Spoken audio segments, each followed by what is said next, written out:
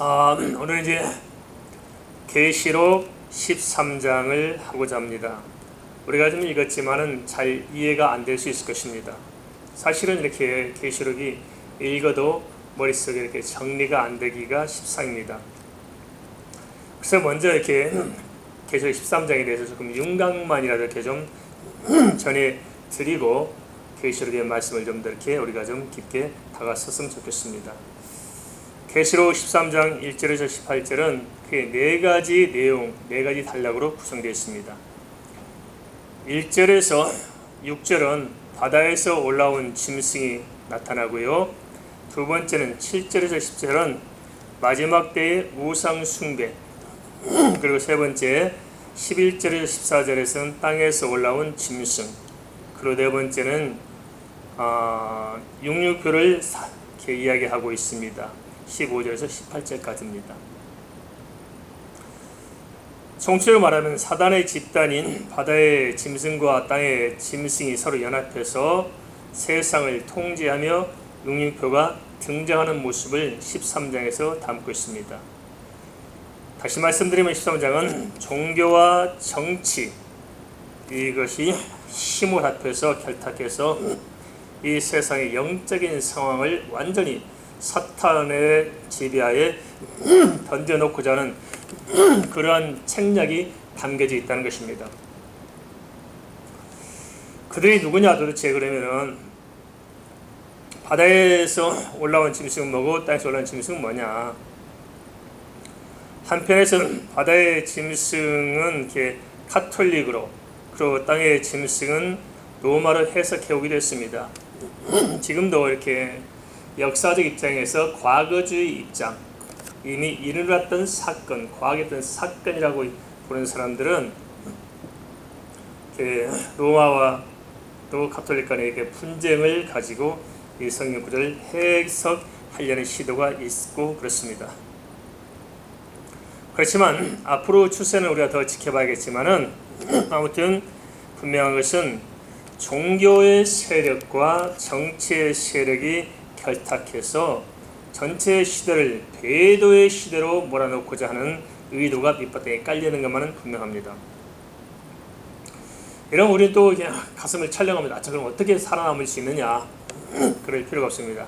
눈에 말씀드렸습니다만 기본적으로 성경 전체에서 하나님께서는 택한 자녀의 백성들을 끝까지 지키시고 그리스도의 사랑에서 끌어내지 못하도록 강력하게 역사하신 것입니다. 때와 시기와 장소에 합당하게 주님께서는 항상 우리와 함께 하신 줄을 믿으시기 바랍니다. 어느 시대를 살는 우리는 그러므로 걱정할 필요가 없고 무슨 문제를 만나든지 우리는 염려할 필요가 없다는 것입니다. 왜냐? 우리 주 예수 그리스도는 어제나 오늘 영원토록 동일하시며 우리의 주이시며 우리의 목자시며 우리와 항상 함께 하시기 때문에 우리는 염려할 필요가 없습니다. 그러면 왜 이런 말씀을 기록해 주고 있느냐? 그래서 우리가 주님 앞에서 시대를 잘 분별하며 믿음으로 온전케 되도록 우리에게 미리 말씀하고 있다 하는 것입니다. 우리가 방금 읽은 말씀 이전에 요한계시록 10장 1절 3절에서도 우리가 살펴본 바 있습니다만은 힘센 천사가 두루마리 들고 한쪽 발은 바다에 한쪽 발은 땅에 딱 딛고 서 있는 모습을 우리에게 보이셨습니다. 이걸 통해 뭘 말하냐? 모든 하나님의 언약의 말씀, 두루마리를 가지신 그 하나님의 절대 주권이 하나는 바다를, 하나는 땅을 모두 다 밟고 친히 통치하고 다루심을 보여주고 있기 때문에 아무리 사단이 발아간다 할지라도 사실은 하나님께서 허용한 만큼만 되는 것이고 또 전체적으로 모든 구속사는 하나님이 친히 주관하시기 때문에 우리가 이렇게 휩쓸리거나 그렇게 우리가 불안해서 초조할 이유는 없다, 그렇게 말씀드릴 수 있습니다. 그러면 이제 윤곽을 살펴봤으니까 성경 내용을 하나 좀 살펴봤으면 좋겠습니다.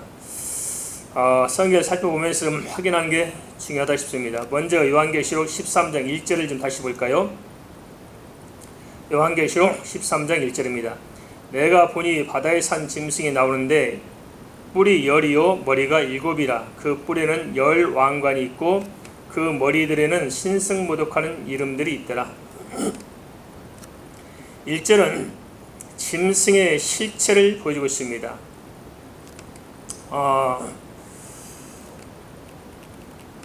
바다에서 나온 짐승이 어떤 모습이냐? 뿔이 10이고 머리가 7이고 머리에 왕관을 들여 쓰고 있다는 것은 뭘 의미하느냐면 사단이 마지막 때에, 물론 어느 때도 마찬가지입니다만 강력한 권세를 가지고 있다 하는 것을 보여주고 있습니다. 그런데 이 사단이 뭐하냐? 신성모독하는 그 이름, 그것이 새겨져 있다는 것입니다. 이것은 뭘 의미할까요? 신성모독한 이름, 이것은 종교, 엄밀한 의미에서는 기독교를 탄압하는, 복음을 대적하는 그 모습을 이렇게 상징적으로 보여주고 있습니다. 그래서 계시록 13장 2절을 또 이렇게 기록하고 있습니다. 내가 본 짐승은 표범과 비슷하고 그 발은 곰에 밝았고 그 입은 사자의 입 같은데 용이 자기의 권능, 능력과 보호자와 큰 권세를 그에게 주었더라. 이렇게 주어진 30-40분 동안의 이 13장 설명이 참 너무 어려웠어요.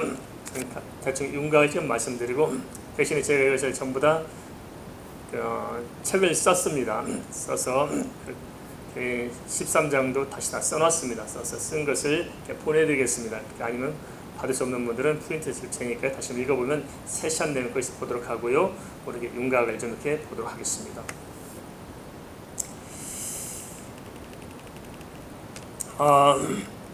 짐승의 모습은 다니엘서 7장의 네 짐승과 비슷하지요. 근데 신성을 모독한 이름으로 행사하는 권세는 뭘까요? 그 권세가 어디서 온 것일까요? 그 출처는 용이 주었다고 말합니다. 용은 뭘 말합니까? 용은 사단을 말한 겁니다. 그래서 이 땅에서 바다에서 올라온 짐승이 막강하지만 사실 그 권세는 누가 줬느냐? 사단이 준 권세라는 것입니다. 그래서 겉으로는 이 세상에서 참 이렇게 인정받는 권세처럼 보이고 겉으로는 참 존경받는 인물처럼 보일지 모르지만은 실상 그게 어디에 뿌리하고 있느냐? 사탄과 연결돼서 그쪽에서 오는 거란 이런 것입니다. 계시록 13장 3절 4절 말씀 또 이어서 보겠습니다. 그의 머리 하나가 상하여 죽게 된 것 같더니 그 죽게 되었던 상처가 나오매 온 땅이 놀랍게 여겨 짐승을 따르고 용이 짐승에게 권세를 주므로 용에게 경배하며 짐승에게 경배하여 이르되 누가 이 짐승과 같으냐? 누가 능히 이와 더불어 싸우려 하더라. 죽게 된 상처가 나온 짐승이 누구일까요? 짐승이 죽게 됐다가 상처가 나왔어요. 그래서 한편에서는 과거 로마의 왕 중 하나라고 이야기들 하고 있습니다. 그렇지만 엄밀히 말해서 거기에 국한시키면 어렵습니다. 그것은 아니고요. 이것은 종교의 수장인데 용에게 경배하고 짐승에게 경배하도록 하는 자가 있는데 죽게 된 상처가 났다는 것은 뭐냐? 그것은 이 사단이 가지고 있는 지략입니다. 머리가 10개니 얼마나 지략이 탁월하겠어요. 지략을 가지고 뭐라 하냐? 예수 그리스도를 모방하는 것을 지금 이야기하고 있습니다. 예수 그리스도를 모방한다. 뭘 모방하냐? 예수님께서 죽으셨다가 부활하셨던 것을 모방을 해서 그 흉내를 내니까 사람들이 뿅 가는 겁니다. 이 자가 바로 우리의 믿어야 자다. 신이다. 하나님이다. 추정한다는 것입니다. 이건 무엇을 의미하느냐? 사단의 고도한 전략이 뭐냐면 이장 전략입니다. 사단은 항상 광명의 천사로 이장하는 것입니다. 항상 의롭게 포장하고 옳게 포장하고 정말 신실한 믿음처럼 포장하는데 제일 뚜껑을 열어보면은 그게 하나님께 온 것이 아니고 사단에게 온 무서운 내막에 감춰진 반기독교적인 것이 깔리는 것입니다. 잘 구별해야 됩니다. 그런 집단이 등장할 거라는 것을 예고하고 있습니다. 그럼 이 적그리스도 집단이 도대체 무엇이냐 하는 것을 어떻게 우리가 분별할 수 있겠느냐 하는 것입니다. 이게 참 어려운 문제지 않습니까? 계시록 13장 5절 6절에서 이렇게 기록하고 있습니다. 한번 보겠습니다. 요한계시록 13장 5절 6절 말씀입니다. 또 짐승이 과장되고 신성 모독을 말하는 입을 받고 또 42달 동안 일할 권세를 받으니라. 짐승이 입을 벌려 하나님을 향하여 비방하되 그의 이름과 그의 장막 곧 하늘에 사는 자들을 비방하더라. 첫 번째는 뭐냐? 그 입이 무슨 말을 하는가를 잘 봐야 됩니다. 무슨 말 하는가? 그런데 이 바다에서 올라온 짐승이 하는 말은 뭡니까? 신성을 모독하는 말을 한다는 것입니다. 이게 뭐냐? 여호와 이름을 망령되이 일컫다고 그것을 지적해 줬습니다. 여호와 이름을 망령되이 일컫는 게 뭘까요?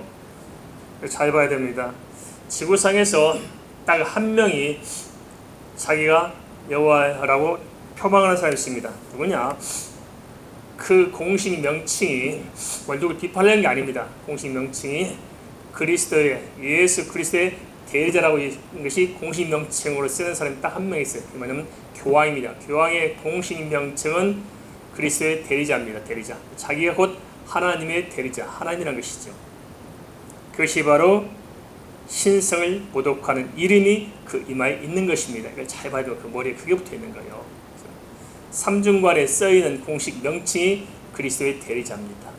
그래서 교황 무설이 탄생한 것입니다. 교황이 하나님 말씀 이에 있는 것이고 교황이 결정한 것이 곧 교리가 됩니다.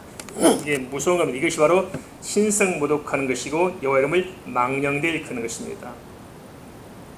이 사람이 이런 사람이 뭘 하느냐? 이 사람이 그래서 모든 종교를 통합하려고 시도하면서 통합하려고 시도해요. 왜냐?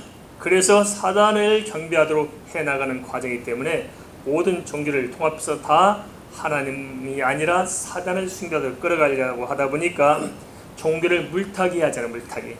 누가 걸림돌이 되느냐? 근본주의 기독교가 걸림돌이 되는 게 근본주의 기독교. 다른 종교들은 다 통합할 수 있어요. 이슬람과 카톨릭도 교리적인 통합이 가능하고 불교와 심지어 카톨릭도 종교적 통합이 가능해요. 18가지인가가 공통점이 있대요. 통합이 가능할 수 있어요. 그리고 종교들은 언제든지 필요하면 교리를 바꿔요. 그렇기 때문에 문제될 것이 없습니다만은 한 가지 끝까지 안 되는 집단인데 그게 뭐냐면 기독교입니다. 근본주의 기독교는 말을 안 듣는 거예요. 그래서 그쪽 입장에서 볼 때 근본주의 기독교는 아주 페르나입니다. 페르나. 지구의 평화를 망치는 족속들이라고 이렇게 몰아붙이기도 합니다. 그런데 실상 뭐냐? 그렇게 종교 통합하려다 보니까 절대 유일한 구원자인 예수 그리스도를 끌어내려야만이 종교가 통합되잖아요. 이슬람의 하나님이나 불교의 하나님이나 기독교 하나님 다 같은 하나님이다 해야 하다 보니까 여호와 하나님 예수 그리스도를 끌어내려야 할 수밖에 없고, 그렇게 하다 보니까 뭐냐? 자연스럽게 성경을 애혹할 수밖에 없고, 그러다 보니까 자연스럽게 진짜 생명의 복음을 전하는 것을 막아내고 거짓 복음을 전해서 사람을 위로하고 만족해야 하는 복음으로 전체 세상의 조류를 끌고 가야 할 수밖에 없다는 것입니다. 그래서 우리가 잘 알다시피 한국에 와서 집회했던 유명한 세계적인 부흥사가 있습니다. 빌리그레암. 우리가 보면 다 복음주의자처럼 알고 있습니다. 사실상 카톨릭에서 빌리그레암을 계획적으로 길러낸 인물입니다. 계획적으로 빌리그레암을 계획적으로 길러내서 빌리그레암이 했던 일이 뭐냐면 원초적인 생명의 복음을 전한 것이 아니고 두리뭉실하게 하고 결국은 결론이 뭐냐면 각기 나온 본교의 본집으로 돌아가라. 그래서 그의 본교의 본집이 뭡니까? 카톨릭입니다. 그게 빌리그레암이 해왔던 일인데 그 모든 집회의 돈을 카톨릭에서 대고 카톨릭에서 그래서 인물을 키워서 그렇게 만들어 결국은 어떻게 합니까?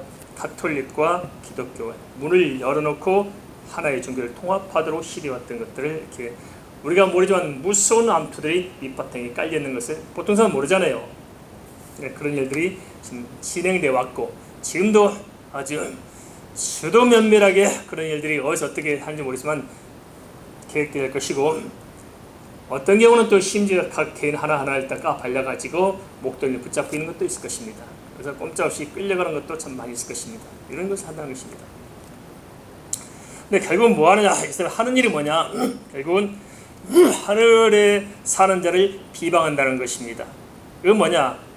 이들이 그러한 입에서 하는 말도 잘 들어야겠지만은 이들이 행하는 실태를 잘 보고 잘 판단해야 됩니다. 그게 뭐냐? 근본적 기독교를 대적하고 교회를 무너뜨리고 성도를 핍박하는 일들을 하고 있을 것입니다.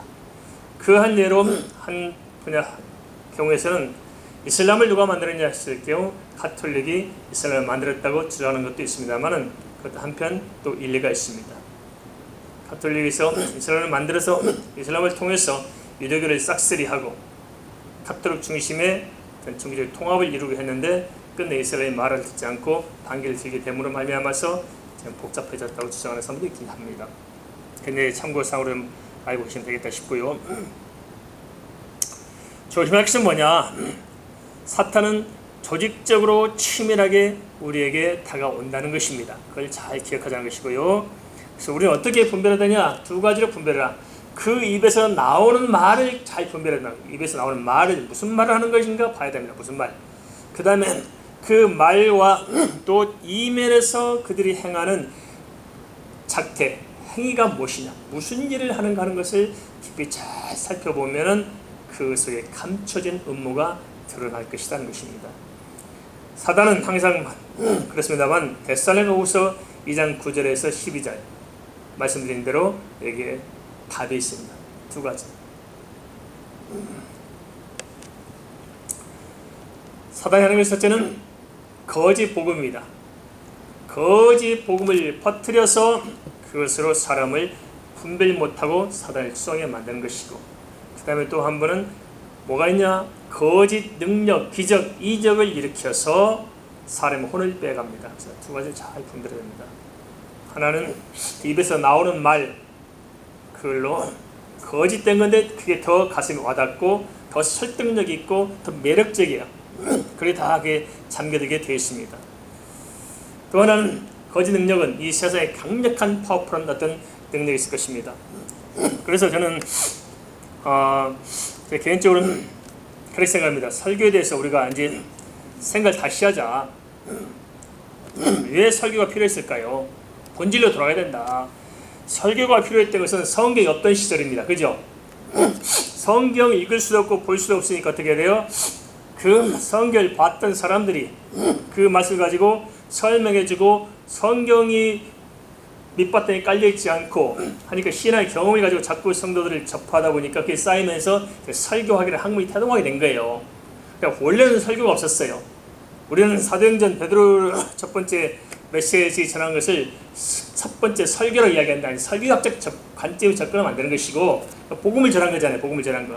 그래서 원래 기독교는 어떻게 했냐면 성경을 친히 만나도록 성경이 하는 말을 성경을 들을 수 있도록 만들어 주어야 했는데 우리는 성경은 안전하고 엉뚱한 인간의 교훈, 인간의 철학을 가지고 인간의 사상을 가지고 다 망가뜨려 버린 거예요. 그죠? 성경은 양념이 불과해요. 좀 고춧가루 싹 뿌려놓고 딴소리 다 하고 그게 훨씬 재밌거든요. 막 예화에다 뭐에다 풍사에다 뭐 간증에다 뭐에다 막 집어넣으니까 뭐 있는 것 같죠. 그게 엄밀히 말해서 사단의 전략입니다. 제가 한 분이 그러시더라고요. 설교는 강의하기 위해서 뭐 미국 상주 왔다고 저도 찾아왔어요. 제 책도 읽었다고 그러네요. 제가 고민이 많습니다. 다른 책을 많이 읽었냐니까 아니래. 자기는 설교 책 많이 읽지 않은 거래요. 나는 100권 넘게 읽었습니다. 책을 설교하는 책 많은데 100권 넘게 읽었고 내가 거기다 논문을 써서 논문도 썼고 또 그런 책도 쓴 사람이다. 내가 설교를 가르칠 때 뭘 가르치면 줄 아느냐? 난 한 가지만 가르친다. 설교 잘하려고 하지 마라. 다 인간적인 생각이다. 그게 다 판개치고 진짜 성경의 무엇을 말하는가를 전해라. 하나님의 말씀과 성경 사이에 가운데 끼어가지고 네 생각 가지고 좌지우지하지 말고 너는 없어지고 하나님의 말씀이 직접 말씀하시도록 통로만 되라. 그게 설교자가 하는 역할이다. 그렇게 하려고 보니까 설교 듣는 사람들은 굉장히 딱딱해요. 뭐 이러냐? 원액을 먹잖아요. 우리 교회도 그렇잖아요. 거의 성경 읽고 원액이죠. 그러니까 딱딱할 수 있어. 뭐 그러냐? 아니에요. 그래야 삽니다. 알겠습니까? 그리 못하면 다른 소리 듣고 거기 쏙 빠지는 거예요. 알겠습니까? 자, 보니까 지금까지 다 잡스러운 소리를 워낙 많이 들어가지고 말씀을 전해주면 받아주질 못해요. 너무 연약한 거예요. 매너 있고 폼 잡고 깔끔하게 해서 담아줄지 모르지만은 가슴에 정신에 탁탁 와닿을지 모르지만 아니다. 그게 다 사탕 발립니다. 조심해라. 하나님의 말씀에 원액을 먹고 그 말씀이 무엇인지를 정확히 알고 말씀이 곧 주님이시다. 말씀을 주님을 만나는 그게 돼야 되는데 그렇지 안타깝습니다. 사단의 일은 뭐냐? 바로 이 말씀을 혼란케 만들어요. 그래서 한국교회 빨리 여기서 벗어나야 된다. 이게 안 되니까 교회가 다 수그러들잖아요. 성도는 많았지만 예수 믿는 사람이 얼마나 되겠어요, 그죠? 다 자기식대로 지금 있는 거지. 진짜 예수 만나서 얼마나 되냐고요. 다 꽝이죠. 그러니까 이게 사람의 장난, 종교적인 사기극이지 이게. 엄밀한 의미에서 말하면은 이게 진짜 이게 되냐고요. 이렇게 말하면 뭐 저도 뭐 한 사람이라 제 얼굴에 침 뱉겠습니다만은 어쨌든 우리가 잘 분별해야 됩니다. 다른 그 입에 나오는 말이 뭐냐? 진리의 피 묻은 십자가의 복음이냐 아니냐를 구별하고 그 무엇을 위해서 가고 있느냐, 무엇을 노력하느냐 잘 보자는 것입니다. 세 번째로 이제 보겠습니다. 영적으로 혼란한 시대에 살아가기 위해서는 우리가 그래서 두 가지 분명해야 되는데, 첫째는 뭐냐? 일곱 교회에서 이미 말씀해 주셨어요. 하나는 영적인 분별을 잘해야 됩니다. 영적인 분별은 어디서부터 옵니까? 내가 뭐 경험을 가지고 아니야. 여호와의 말씀, 성령께서 하시는 그 음성을 들을 때 우리가 말씀을 분별할 수 있습니다. 알겠습니까? 우린 내 체질이 너무 젖어 있어. 내 고집이 너무 세. 그래서 내가 판단해. 그러지 말고 성령이 하시는 말씀을 들을 때 분별력이 열려지는 것이고, 또 하나는 그 말씀을 붙들 때 그 말씀의 능력이 내게 있어서 나로 하여금 인내할 수 있도록 만들어 주는 것입니다. 할렐루야. 이해되십니까? 그래서 제 말씀이 나를 붙들도록 해야 되고 그 말씀에 따라가도록 해야 합니다. 그래야 우리가 잘 분별해서 이 시대에 속지 않을 수 있습니다. 누누이 말씀드렸습니다만 베드로전서 4장 17절 마지막 시대의 심판은 어디서 시작되느냐? 하나님의 집인 교회에서부터 시작된다고 성경 분명히 말씀하고 있어요. 어디서? 베드로전서 4장 17절 말씀. 놀라 자빠질 이야기죠. 하나님의 집에서 심판이 시작된대요. 지금서 누누이 언급하셨어요. 마태복음 13장 28절 사탄이 뿌린 가라지가 교회 안에 있어요. 내버려 두는 거예요. 마지막 때까지, 수때까지. 그냥 혹시 다칠까 싶어서 내버려 둘 뿐이지. 마지막 때 그 가라지부터 제거하는 일이 교회 안에서부터 심판이 시작되는데, 엄밀한 의미에서 또 살펴보면 뭐 시작되냐? 말씀의 강단에서부터 심판이 시작될 것입니다. 그래서 아무튼 참 이렇게 목사로 산다는 것이 참 긴장된 일이 아닌가 싶습니다. 사단은 끊임없이 교회 안에 어떤 짓을 벌이느냐? 다른 게 아닙니다. 말씀이 아니라 애곡되도록 만드는 것을 사단이 합니다. 그래서 사단이 가장 잘 사용하는 게 목사들이 사단의 밥이 될 수 있어요. 목사들이 제 말씀이 아니라 사람의 생각을 전하면 성도들이 다 따라가잖아요. 강단이 오염되면 성도의 영혼이 오염될 수 있다는 것입니다. 이걸 정말 우리가 조심해야 하고 무섭게 생각해야 됩니다. 그래서 결국은 그렇게 말씀 듣다 보면은 성도들이 미혹되고 결국은 복음을 떠날 수밖에 없는 상황에 직면하게 될 것입니다. 그것을 기록한 것이 요한계시록 13장 7절에서 8절 말씀 한번 보겠습니다. 요한계시록 13장 7절에서 8절 말씀. 또 권세를 받아 성들과 싸워 이기게 되고 각 족속과 백성과 방언과 나라를 다스리는 권세를 받으니 죽임을 당한 어린 양의 생명책의 창세 이후로 이름이 기록되지 못하고 이 땅에 사는 자들은 다 그 짐승에게 경배하리라. 주께 받은 믿음이 없이는 사단의 권세를 이겨낼 자가 없습니다. 이렇게 말하니까 또 우리가 두렵죠. 그러나 반면에 하나님께서 택한 받은 백성은 주께서 친히 지키실 것을 또 상대적으로 말씀하고 있다는 것입니다. 그래서 우리는 반드시 승리할 줄 믿습니다. 어떻게 해야 되냐? 간단합니다. 요한계시록 13장 9절 10절 누구든지 귀가 있거든 들을지어다. 사로잡힐 자는 사로잡혀갈 것이요 칼에 죽을 자는 마땅히 칼에 죽을 것이니 성도들의 인내와 믿음이 여기 있느니라. 중요한 것은 진리의 복음을 들을 수 있는 것이고, 듣는다는 것은 어떤 의미냐? 소리를 듣는 것이 아니고 말씀과의 인격적인 만남을 지금 말씀하고 있습니다. 지금 말씀과의 인격적인 만남이 되어 있으면은 나머지는 그 말씀의 역사 가운데 진행될 것이다. 근데 참 안타까운 게 뭐냐면, 눈이 또 우리가 이렇게 고민한 문제지만은 이사야 6장 9절, 마태복음 13장 14절, 마가복음 4장 12절, 사도행전 18장 26절 듣기는 들어도 듣지 못하는 게 문제라는 거예요. 이게 실질적으로. 그러게 마지막 때 복은 뭐냐? 요한계시록 1장 3절에서 그렇게 시작해요. 말씀을 듣고 읽고 지키는 자가 복이 있나니 이유가 있어요. 때가 가까움이라. 그래서 마지막 때 갈수록 뭐에 붙들어야 돼요? 주의 말씀을 붙들면 됩니다. 주의 말씀. 그 말은 무슨 말이에요? 주의 말씀을 듣기 쉬워요? 어려워요? 어렵다는 것입니다. 이미 예언되어 있잖아요. 그죠?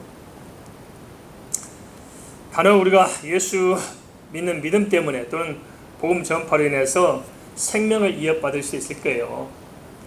이 세상이 간혹 가난해져 가고 세상이 강팍해져 가고 있는 상황에서 우리 믿음을 지킨다는 게 쉬울까 어려울까요? 어려운 문제예요, 사실. 그리고 그런 사람들에게 복음을 전하며 산다는 게 쉬워요, 어려워요? 어려울 수 있어요. 그렇지만 그것이 두려운 것은 아닙니다. 기독교 역사를 통해서 진정 크리스찬들은 한 번도 죽음을 두려워한 적이 없어요. 싸워서 이기고 극복했어요. 그게 문제되지 않습니다. 더 두려운 것은 뭐냐면은 미혹이 무서운 겁니다. 미혹. 그냥 스스로 사단에게 자기 마음을 열어버린 거예요. 사단에게 안방을 내주는 것. 이게 무서운 것입니다. 그러지 않도록 우리가 깨어 있으라고 성경은 이야기하고 있는 것입니다. 이 땅에서 올라온 짐승에 대해서 좀 살펴보겠습니다. 땅에 올라온 짐승은 바다에서 나온 짐승을 돕는 자로 등장합니다. 두 마리 짐승이 있다고 그랬죠. 하나는 바다에서 올라온 짐승, 하나는 땅에서 올라온 짐승. 이제 땅에 올라온 짐승을 좀 살펴보려고 합니다. 땅의 짐승과 바다의 짐승은 차이점이 있어요. 바다의 짐승은 용에게 경배하면서도 자기도 경배받기를 원하는 그런 성격을 가지고 있죠. 그렇지만 땅의 짐승은 자기가 직접 경배를 받으려고 하는 것이 아니고 바다의 짐승에게 경배하도록 이렇게 돕고 있습니다. 그런데도 불구하고 그 능력이나 권세는 바다에 있는 짐승보다도 땅에 있는 짐승이 훨씬 강한 것을 성경은 보여주고 있습니다. 그러면 이 땅에 있는 올라온 짐승은 무엇일까요? 성경을 전으로 살펴보면 자세히 깊게 들여다보면 바다에서 올라온 짐승은 종교 세력이에요. 종교 세력. 막강한 종교를 틀어잡고 있는 세력은 바다에서 올라온 짐승이고, 땅에서 올라온 짐승은 이 정치적인 세력, 강력한 정치를 잡고 있는 세력. 우리 이 두 세력이 따로 있을 수도 있고 하나의 집단 안에 같이 들어와 있을 수도 있다 하는 것을 잘 유심히 봐야 됩니다. 따로 있을 수도 있지만 그 강력한 종교적인 기득권을 딱 가지고 중심에 서 있으면서도 동시에 정치적인 강력한 통제력을 가지고 딱 있는 그 집단이 하나로 묶여져 있으면, 한 집단이 되면 이건 정말 무시무시한 일들을 저지르게 될 것입니다. 요한계시록 13장 11절에 14절 좀 보겠습니다. 내가 봄에 또 다른 짐승이 땅에서 올라오니 어린 양같이 두 뿔이 있고 용처럼 말을 하더라.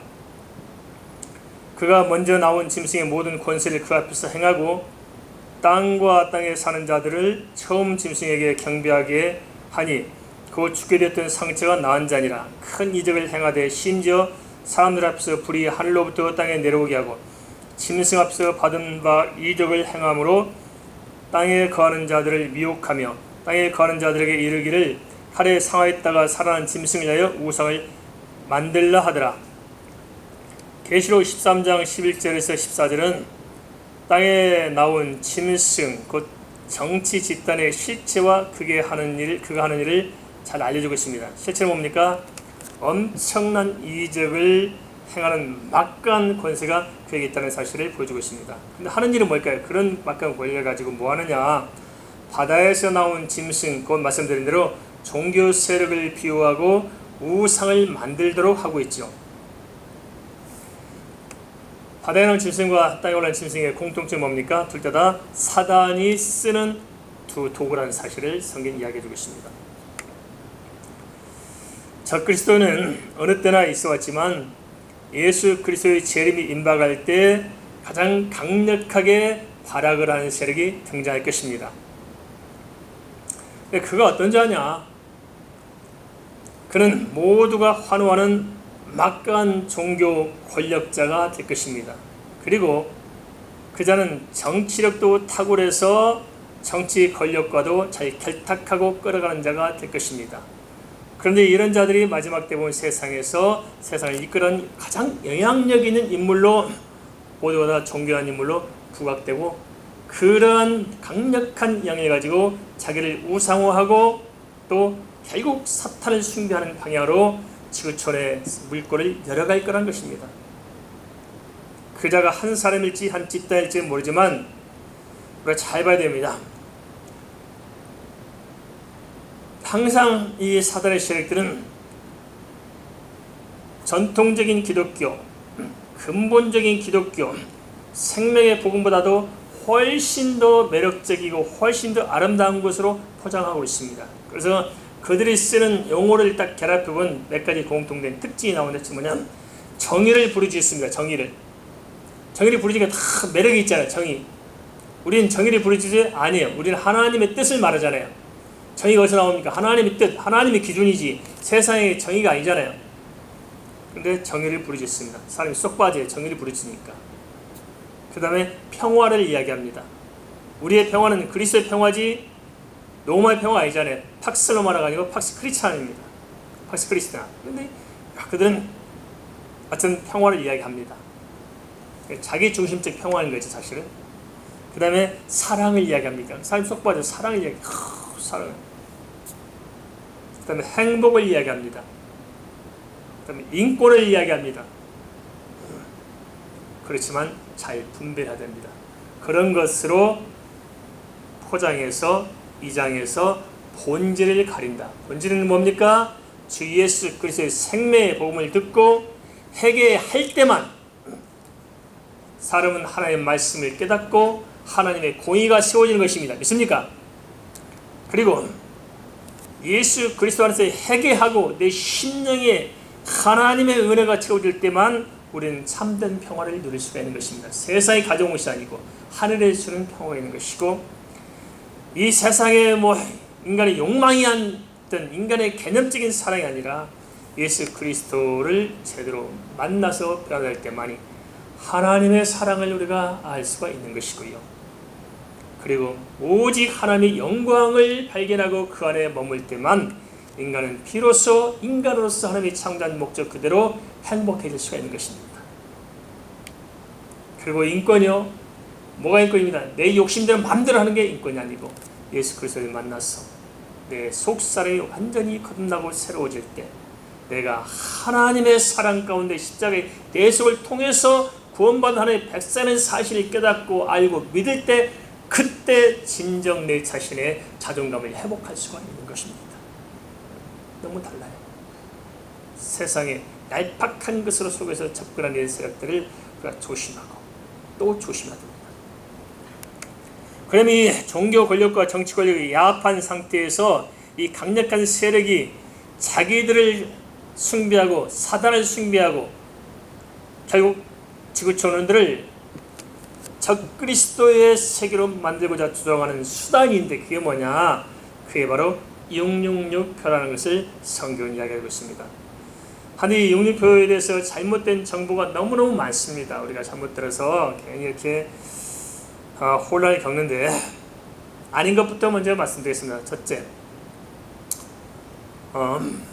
오랜 세월 동안 주장해왔던 한 게 뭐냐면 교황이 그리는 성호가 바로 적그리스도다 주장을 해왔었습니다.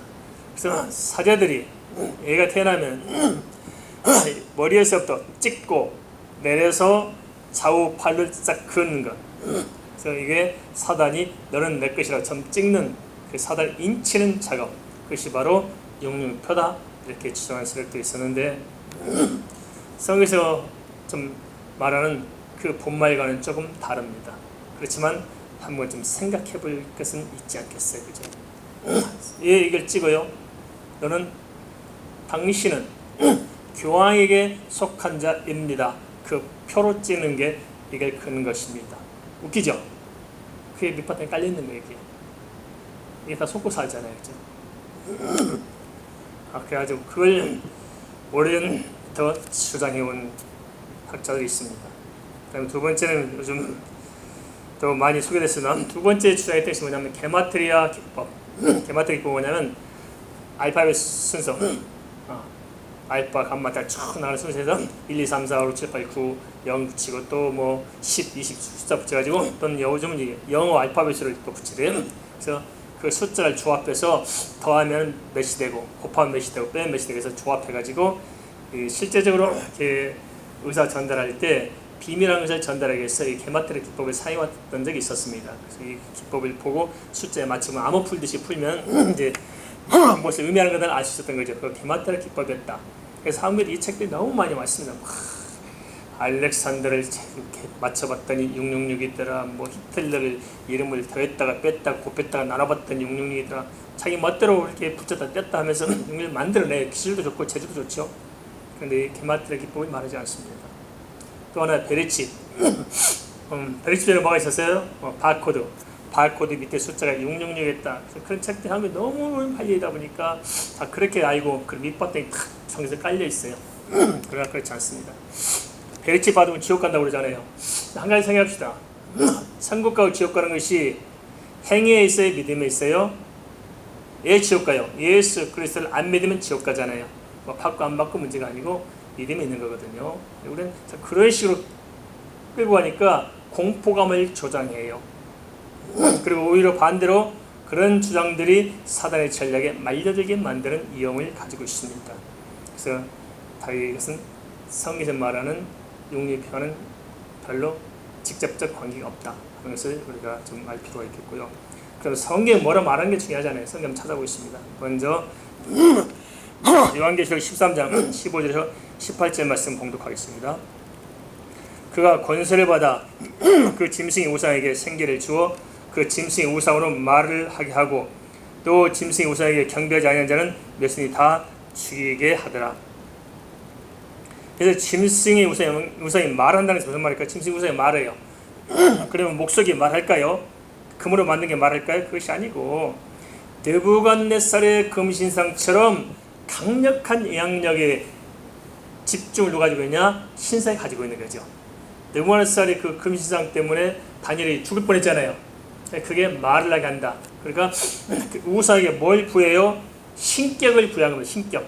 그래서 신이다. 그래서 신격을 부여하니까 신격을 가지고 있는 그 영향력이 나타난다는 것입니다. 그리고 그 신격을 빌어서 선포되는 모든 말이 누가 하는 거라고요? 우상이 하는 것이라 이런 의미를 가지고 있습니다.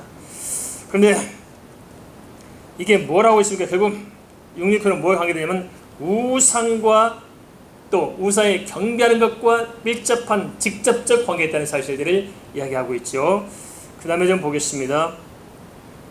그가 모든 자 곧 작은 자나 큰 자나 부자나 가난한 자나 자인이나 종들에게 그 오른손이나 이마에게 표를 받게 하고 여기서 살펴보겠습니다.